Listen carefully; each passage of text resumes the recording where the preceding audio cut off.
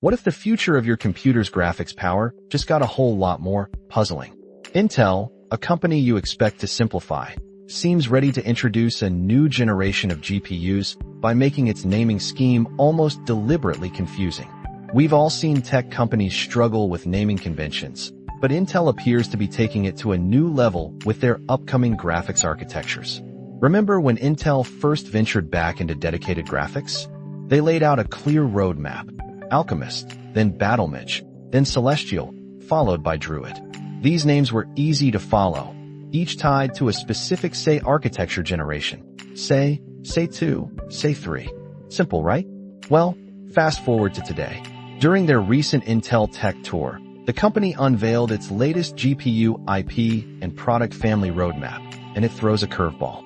Instead of a straightforward progression, we're seeing some head-scratching decisions. The big news centers around their next-generation Panther Lake laptop CPUs.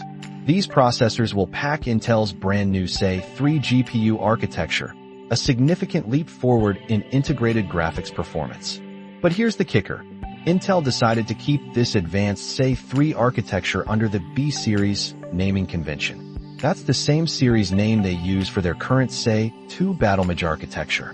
It's like naming your brand-new, cutting-edge sports car after last year's popular sedan. You know it's new under the hood, but the badge tells a different story.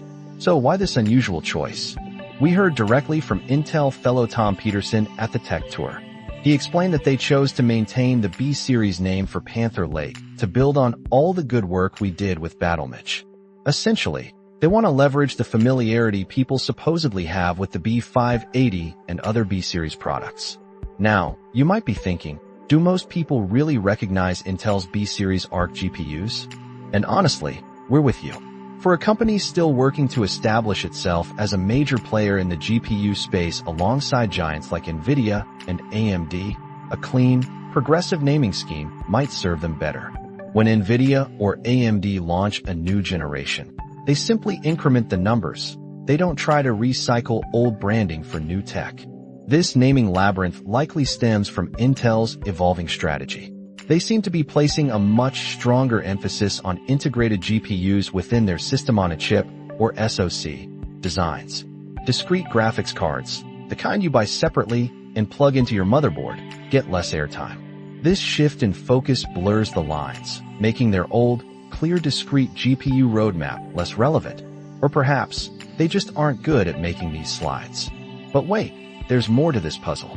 Peterson also revealed that the true C-Series branding, which you'd logically expect for SE3, is actually reserved for a further future architecture, SE3P. Yes, you heard that right. SE3 and SE3P. It sounds like two different iterations of what is fundamentally the same architecture, each getting its own naming tier, with one borrowing an older one. So, you get SE3 under B and a future SE3P under C. It feels a bit like trying to navigate a tech roadmap that keeps changing lanes unexpectedly. This decision raises questions about clarity for consumers. When you look for a new laptop or a new CPU, you want to easily understand what kind of graphics performance you're getting. Will a B-Series Panther Lake with SE3 feel like a true next-gen leap when the name suggests it's a current-gen iteration? It's a risk Intel is taking, betting that brand continuity outweighs the potential for user confusion. Ultimately, Intel has incredibly powerful technology in the pipeline. Their SE3 architecture in Panther Lake promises exciting performance gains for your everyday computing and light gaming. But will this confusing nomenclature make it harder for them to communicate that value to you? It leaves us wondering if sometimes simplicity isn't just a virtue, it's a necessity.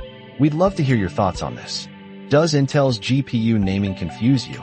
Or do you think it's a smart move? Let us know in the comments. And if you found this breakdown helpful, make sure to subscribe and share this episode with your tech-savvy friends.